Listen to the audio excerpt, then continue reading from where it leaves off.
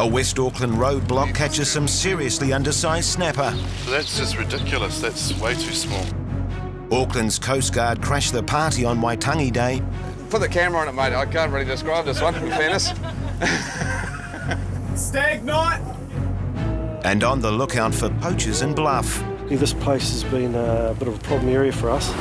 Just west of Auckland, the beaches and bays of Manukau Harbour are a popular hangout for recreational fishers.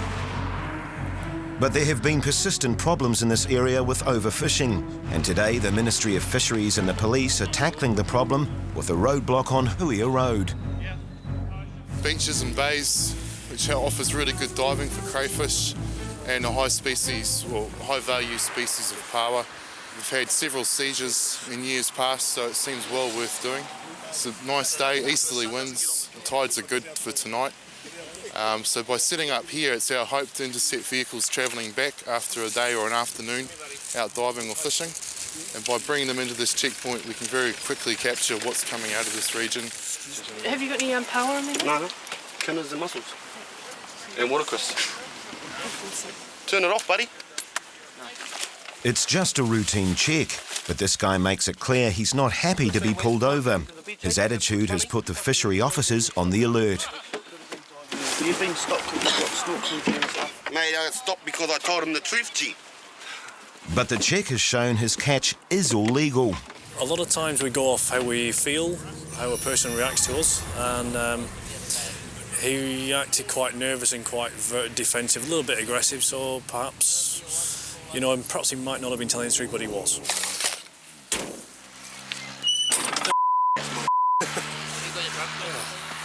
Okay. He just a guy at the beach, decided to do a bit of kinnick collecting and mussel collecting, and he was within his limits. There's one more check before he's free to go. Have you been drinking alcohol today? Yeah, no. I don't want to off 19. Despite the guy's aggressive behaviour, his breath test is clear. And this carload will soon be enjoying their day again. As the operation continues, most people are happy to cooperate, and Rob takes every opportunity to spread the word about sustainable fishing. There you go, got the full Monty there. Fantastic. It's a message this next car needs to hear. We just stopped a car, and there appears to be three people that have been diving, and they've been collecting oysters. By the looks of it, they could have excess. Hey guys, my name's Rob, I'm the fishery officer. How many people was diving today? Us three. There's 3 people. Do you know how many you're allowed to collect? No, it doesn't say. No, it doesn't say it. Cornwallis, so we were in the check, then no, it doesn't say. Ignorance is no excuse, especially as all these guys had to do was ring their local Ministry of Fisheries office. So there's 5 piles of 100. They would have found out the limit is 100 oysters per person, and each one in a cluster counts. Seven total in this one cluster. The grand total is 693 oysters, over twice the legal limit for the trio. The good news for the lads, although he'll be reporting their excess, Rob is letting them keep their legal quota. We'll give you 300 because that's what you're allowed to take, but the others we're going to put back. And we'll take everyone's details. I'll make a quick report from my boss, and he'll make a decision what goes on.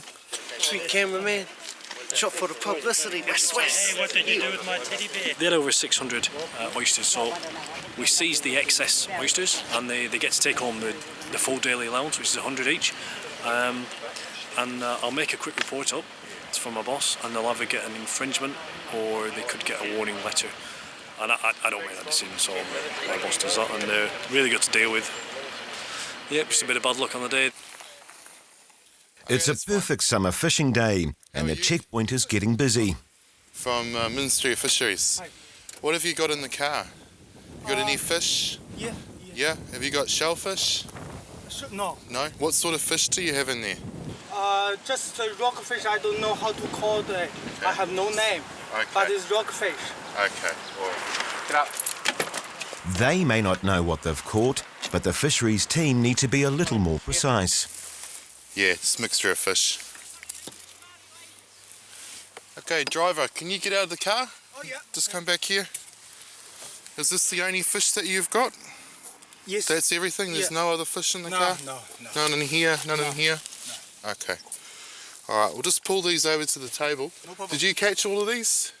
Some of these we has the bait, you know, the fish bait. Bait, yeah. Bait. But the ones that you caught, like these ones and these ones, you caught them? Yeah, we caught them. Okay. Yeah. My father caught them.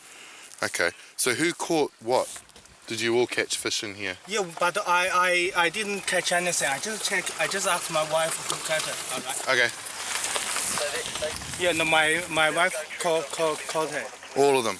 Oh yeah, yeah. And father? Yeah, I didn't catch anything. So you did no fishing? No, I fishing, but I tried to king. That's no king. You catch nothing? No. Okay. So your wife and your father-in-law caught all of these? Yeah, yes. Okay. He may have lucked out fishing, but despite his earlier claims, this guy does know his fish.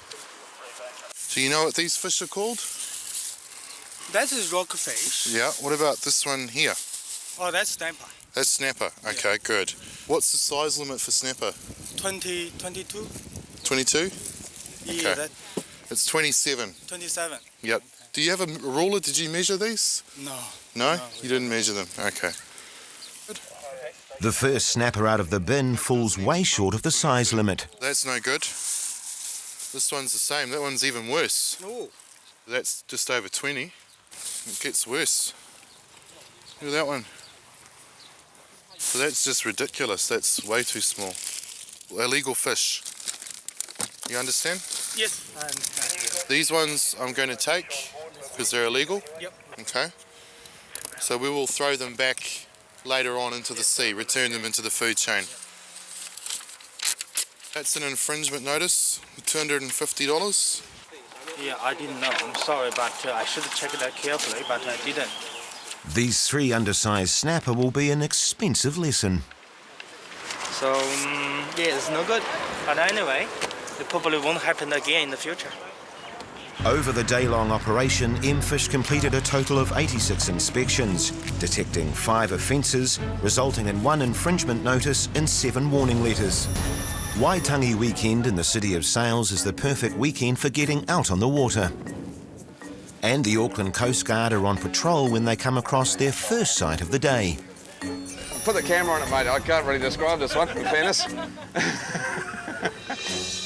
Hopefully the picture speaks for itself. Looks like there's a bit of a stag party going off, and we've got another guy just in the water there and dressed rather appropriately by looking for a stag. The guy that's been cast adrift looks like he should be in another part of town. Stag night!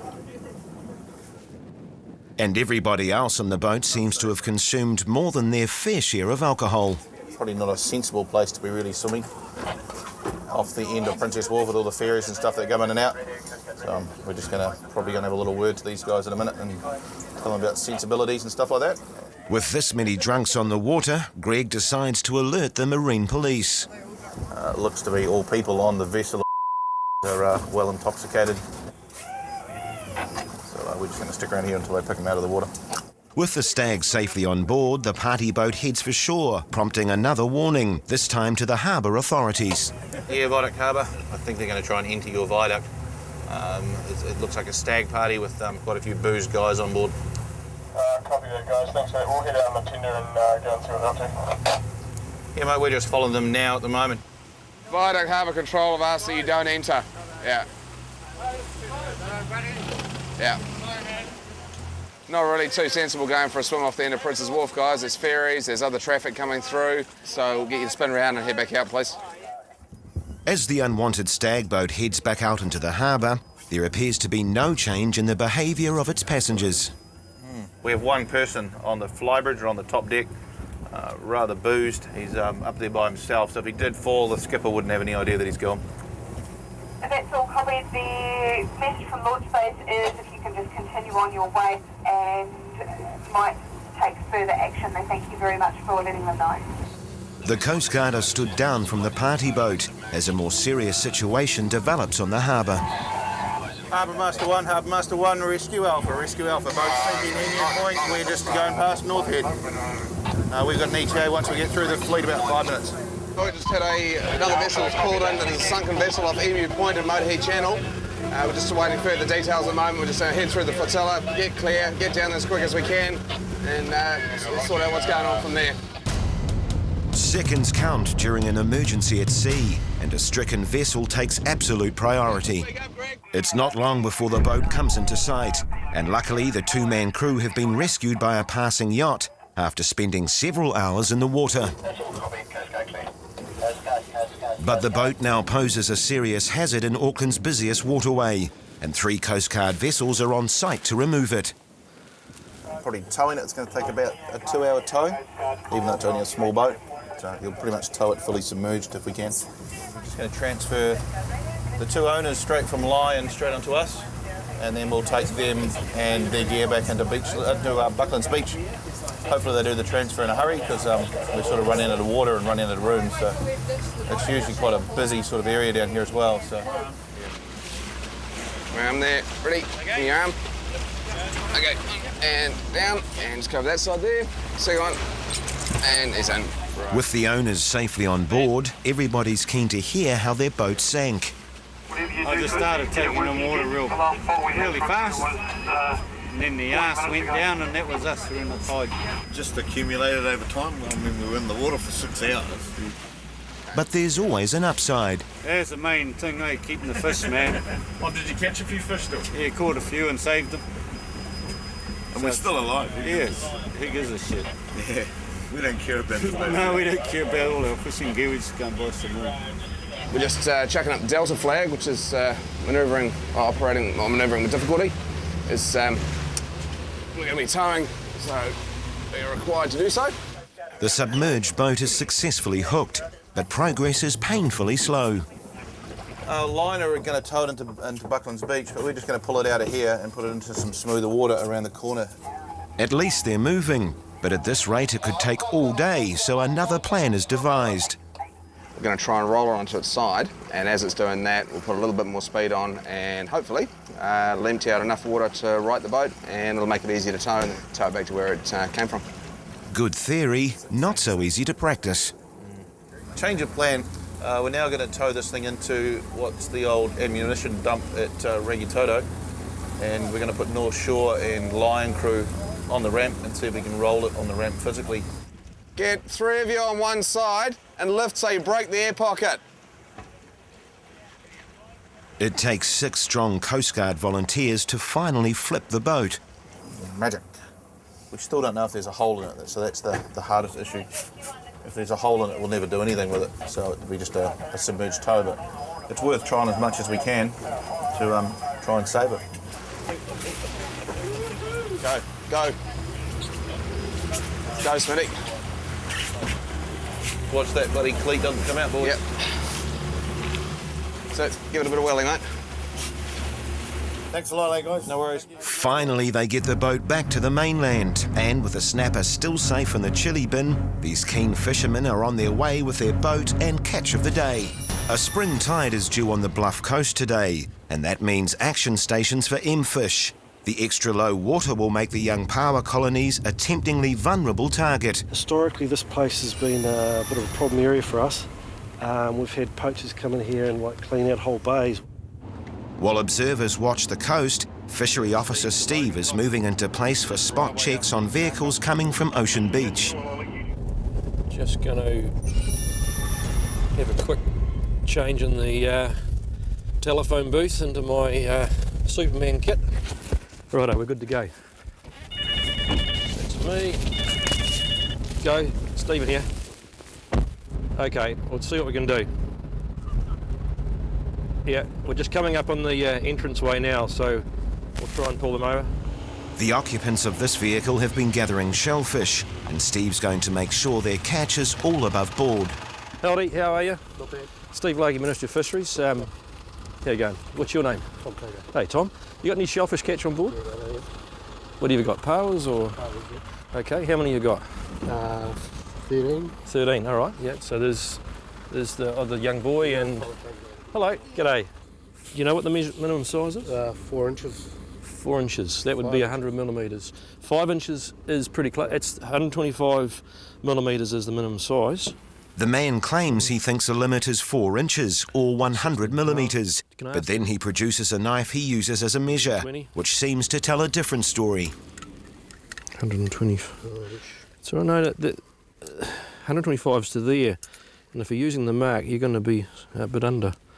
You're measuring at about 123. The man may be confused about which size he was measuring to, but either way his catch doesn't measure up for Steve.